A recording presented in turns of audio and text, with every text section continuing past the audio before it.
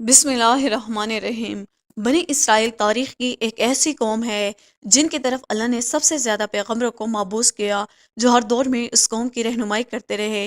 اللہ نے بنی اسرائیل کو ایک لمبے عرصے تک دنیا کے دوسرے اقوام پر سبقت دی اور دنیاوی عروج عطا فرمائی۔ بنی اسرائیل کو بے شمار نعمتوں سے بھی نوازا گیا تھا اور مقدس سرزمین بھی عطا کی گئی۔ اس کے باوجود یہ قوم اللہ کی نافرمان ثابت ہوئی۔ یہودیوں نے اپنے طرف بھیجے گئے بے شمار نبیوں کو قتل کیا، اللہ کے حکم کی پامالی کی اور ہر دور میں شرک میں مبتلا ہو گئے۔ یہ مجرم قوم جب عذاب میں مبتلا ہوتے تو اپنے پیغمبروں اور صالحین پر ایمان لا کر ان کی پیروی شروع کر دیتے، اور جیسے ہی ان پر سے یہ عذاب ہٹا دیا جاتا تو وہ دوبارہ حق کے منکر بن جاتے ہیں اور اپنے وعدے سے پھر جایا کرتے تھے۔ قرآن مجید میں بنی اسرائیل کی سرکشی اور نافرمانی کے متعلق بہت سارے واقعات کا ذکر ہیں، جن میں ایک قابل ذکر واقعہ سامری جادوگر کا واقعہ ہے، جس نے بنی اسرائیل کو بہکا کر انہیں ایک بچڑے کی پوجا میں لگا دیا تھا۔ روایتوں کے مطابق سامری کا اصل نام موسیٰ ابن ظفر تھا۔ سامری جس سال پیدا ہوا تھا اس سال فرعون نے تمام اسرائیلی بچوں کو قتل کرنے کا حکم جاری کیا تھا۔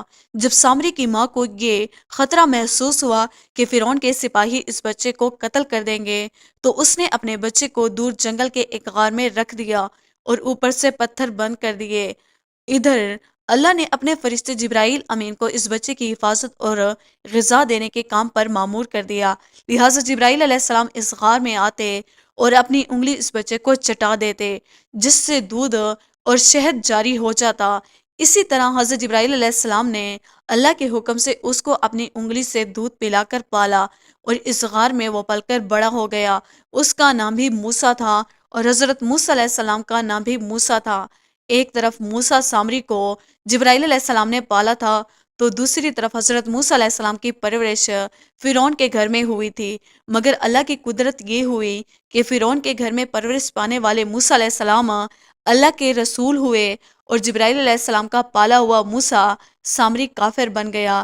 دراصل جب اللہ رب العزت نے بنی اسرائیل کو فرعون کی غلامی سے نجات دیا اور فرعون کو اس کے لشکر سمیت دریا نیل میں غرق کر دیا، تو یہ قوم حضرت موسیٰ علیہ السلام کے ساتھ وادی سینا میں ہجرت کر گئی۔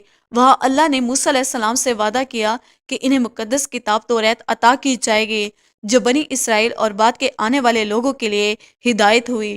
موسیٰ علیہ السلام کو یہ حکم ملا کہ وہ 30 راتوں کو کوہ طور پر قیام کرے، اس کے بعد انہیں توریت دی جائے گی۔ لہٰذا حضرت موسیٰ علیہ السلام نے اپنے بھائی ہارون علیہ السلام کو اپنا خلیفہ مقرر کیا اور بنی اسرائیل کو اپنے بھائی کے سپرد کر کے یہ کام سونپا کہ جب تک آپ کوہ طور سے واپس نہ لوٹیں گے اور اس قوم کے مسائل کو دیکھیں گے اور ان کا انتظام سنبھالیں گے۔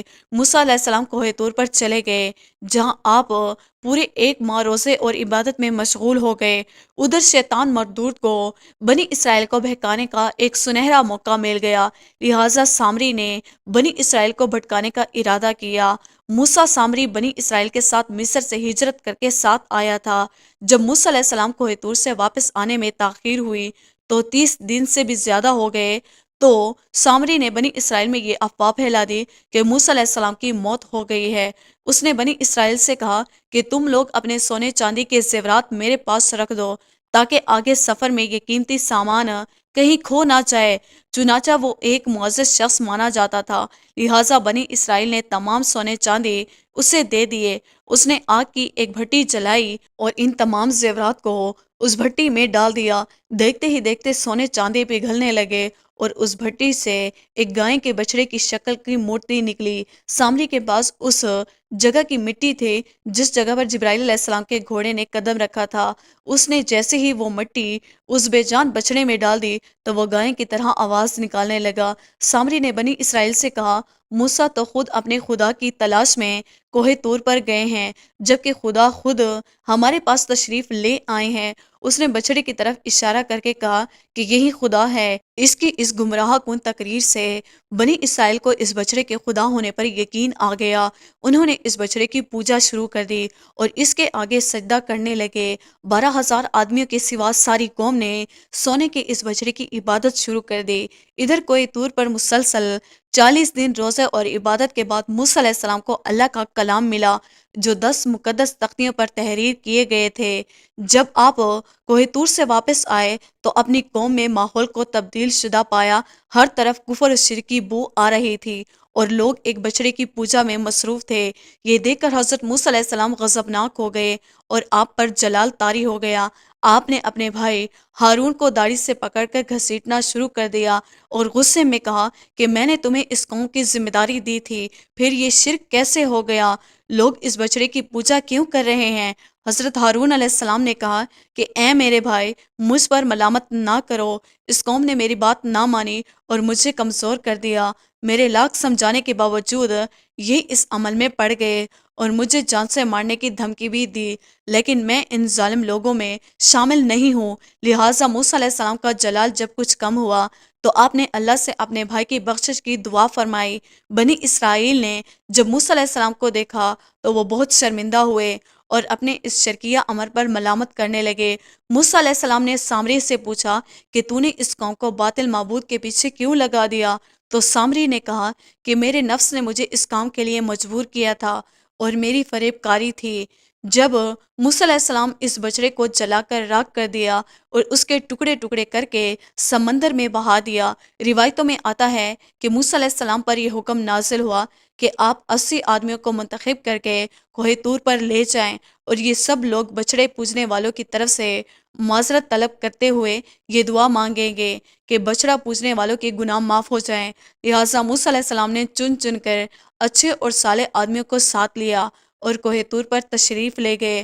جب لوگ وہاں معافی طلب کرنے لگے تو اللہ کی طرف سے آواز آئی، اے بنی اسرائیل، میں ہی ہوں خدا اور میرے سوا کوئی معبود نہیں۔